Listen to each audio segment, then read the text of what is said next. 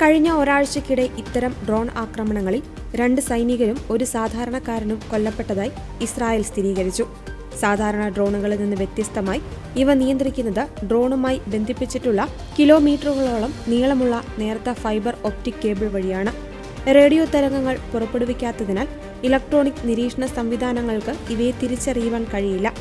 Virtual reality ഗ്ലാസുകൾ ധരിച്ച് തത്സമയം ദൃശ്യങ്ങൾ കണ്ട് നിയന്ത്രിക്കാം എന്നതിനാൽ ലക്ഷ്യസ്ഥാനത്ത് കൃത്യമായി പതിപ്പിക്കുവാൻ സാധിക്കുന്നു.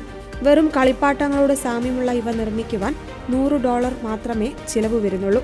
ഇതിനാവശ്യമായ ഭാഗങ്ങൾ ഓൺലൈൻ സൈറ്റുകളിൽ നിന്നുപോലും ലഭ്യമാണ്. പഴയകാല യുദ്ധമുറകളിലെന്ന പോലെ വലിയ വലകളും മറകളും ഉപയോഗിച്ചാണ് നിലവിൽ ഇസ്രായേൽ സൈനിക വാഹനങ്ങൾ ഈ ഡ്രോണുകളെ പ്രതിരോധിക്കുന്നത്.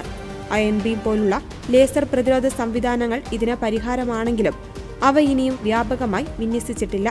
ഇത്തരം ഡ്രോണുകളെ നേരിടുവാനുള്ള പുതിയ ആശയങ്ങൾക്കായി ഇസ്രായേൽ പ്രതിരോധ മന്ത്രാലയം പൊതുജനങ്ങളിൽ നിന്നും വിദഗ്ധരിൽ നിന്നും നിർദ്ദേശങ്ങൾ തേടിയിട്ടുണ്ട്.